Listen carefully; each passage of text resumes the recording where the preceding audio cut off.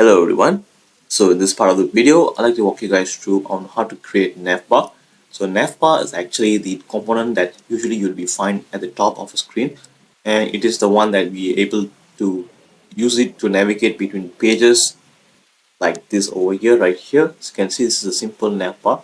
As you can see, if you scroll down in the navbar, and navbar can also be changing according to the screen size. As you can see right here, this is a simple navbar that's been created in Bootstrap.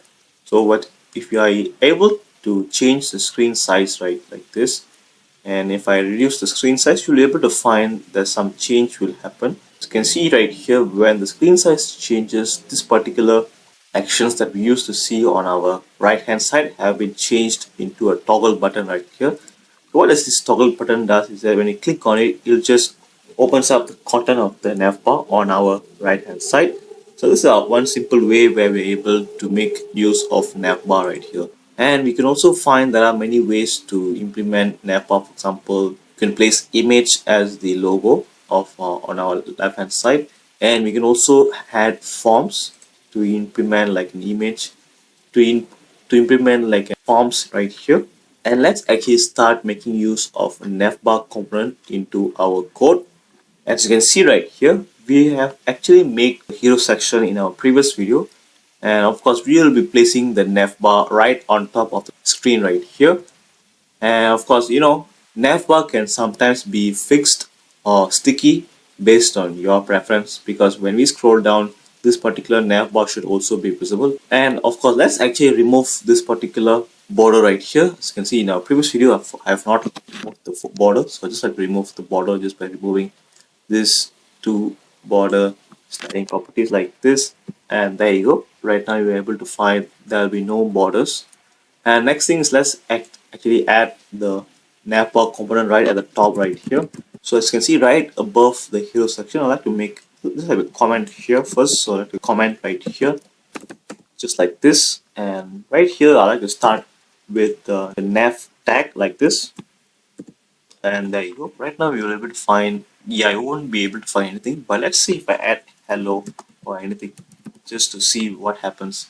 So as you can see, this particular hello is actually being placed here.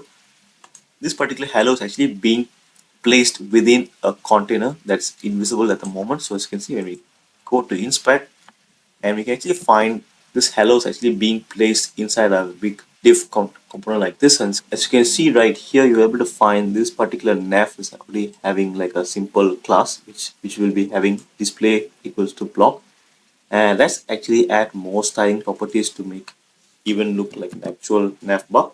So as you can see in our documentation right here, you'll be able to find nav. You need to be having container. Actually, containers actually being used to, you're able to find the content of the navigation actually being wrapped within a container like this. In this case, it says container equals to fluid. So in this case, I can go back to my code, and of course, let's actually replace this particular hello right here with actually an actual div with class name for container. And in this case, I can place container right inside here. And of course, I like to place an anchor tag that has content says hello, or like I say logo right here. And there you go. Right now, you're able to find that some space has been created, and that space is actually the space that's given by the container. When we inspect the screen right here, you're able to find the logo will be having the wrapped again within a container. You can give more space for the container just by increasing the size of the container. Instead of just container, I can actually use container-lg, and once you have given container-lg, you're able to find that some gap has been created, and this is basically to give some spacing around the navbar component. And we can also add this particular class name called navbar brand, which is actually meant for the logo right here to make it to make it bold. And that's why I'll be adding for this case. I like to add like a class name for this. And first of all, I like to add navbar brand like this, and you're able to find this became a bit more bigger. Next thing is that we can also add this particular h1 tag right here. So by adding h1 tag, yeah, it became a bit more bold like this. So when you hover on top of this particular logo, you're able to find your cursor becomes this particular cursor to select text. So I can change it to href. I like to add href, and just like we give like a hash symbol like this, you'll be able to find your cursor becomes pointer like this, and this is how you are able to create like simple logo. And you can also replace it with an image like here. As you can see, we can also use this particular Bootstrap image. So in this case, I have to just like make a copy of this image and I have to place it right, and there you go. But as you can see here, that I think that's I've not added actually anything to give some spacing or padding around the Bootstrap logo. This is because in this particular navbar right here, I need to be adding the class called navbar. And as you can see, this particular navbar is the one that gives the padding and margin that's required. So in this case, I have to go back to the code right here. I have to add class name. And this class should be having navbar. And once I added navbar, you're able to find that some padding has been added. And we can also give some background color for this. In this case, like I say bg-light. So bg-light just gives some really light gray color to fill up the entire navbar. And the next thing is like I can also place the image and the text together. In this case, like, together with the image like this. In this case, like, I can place the image at our left hand side and place the text right here. You need to be placing the entire image within the anchor tag like this. So you need to be placing it like inside here. And this particular this particular text should be placed right beside the image like this. Now in this case, you'll be able to find your logo will become in blue color.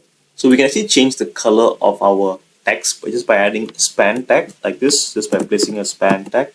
And you need to be placing the logo within the span tag right here. And of course, let's add a class name. And this class name should be having the color for this particular text. So in this case, I like to add text secondary just like this, and you're able to find the color of your logo text came gray. And there you go. Now let's actually move on to our actions we place on our right hand side. And as you can see right here, you're able to find there are some menu actions right here that are placed right beside the logo. As you can see right here, we can also see there's another element right here which says button. So this button is not visible when it is in desktop view. So when we reduce the width of the screen like this, and you're able to find this button actually appears right here. So I like to make a copy of this particular button right here, and I like to place it right below the anchor tag. Okay, like this. So right, if you place it right below right here, you're able to find. Now as you can see here, once we added this particular button that should be placed right here, you're able to find your cursor becomes yeah, the button is actually is indeed being placed right here, but it's not actually viewed because the colors actually does not match the theme that we have selected. So what we can do is that we need to be adding navbar-light so that it actually gives like a basic layout to make some color, to add some color to the particular button. So this can add navbar-light, and you're able to find the toggle button will be appearing because of the color that we have given. At the moment, this particular button does not do anything because we have not included the actions first. So as you can see inside the button that we have placed right here, it has its own action that happens when we click on it. So in this case it says data bootstrap toggle, the action is to collapse, and the data bootstrap target, which will need to be collapsed nav like this. And this is the area controls, and this is the area expanded. At the moment it is not by default it is not expanded, that's why it's false right here. And the area label is toggle navigation. This is the label for this particular button, and this is the icon for this particular button right here. And of course at the moment we have already placed the button, so the button and the trigger, so we need to be placing the component that it will be opening and collapsing. So in this case, let's go back to the documentation right here, and this particular div list of navigation links are the ones that will be opening when we click on the particular button. So I'd like to copy all of this, and I'll be placing it right below the button right here. As you can see right here, at the moment you don't find anything at the moment because for mobile sized screens, for this case, when I click on this, you're able to find the menus are actually popped out right here. When I increase the size of the screen, you're able to find that this particular navigation menu on top of here is actually missing because this particular toggle button should only occur for mobile size screens. So in this case, that needs to be something that needs to be added. So in this case, as you can see right here inside the nav bar here, we need to be adding this particular class which says navbar-expand-lg, which means it only should expand only when it is in large size screen. So I have to copy this, and once I place it right here, as you can see, if I place it right here, you're able to find this particular expand of the particular menu buttons will only be appearing for L screens that are actually bigger than this particular LG configuration, which are actually large size screens. As you can see right here, when we actually make use of the LG, you're able to find the menu will be appearing only for mobiles large size screens. So in this case, this is how you're able to make use of the responsiveness for your navbar.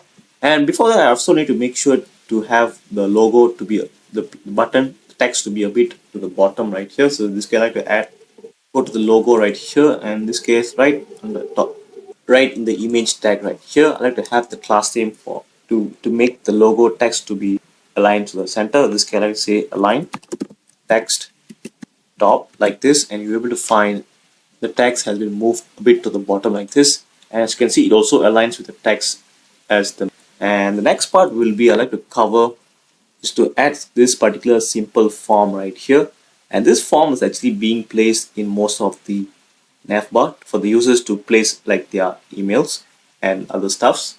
So let's actually make use of this, and just by copying this entire form by right here, and you can just place the form right after your div right here.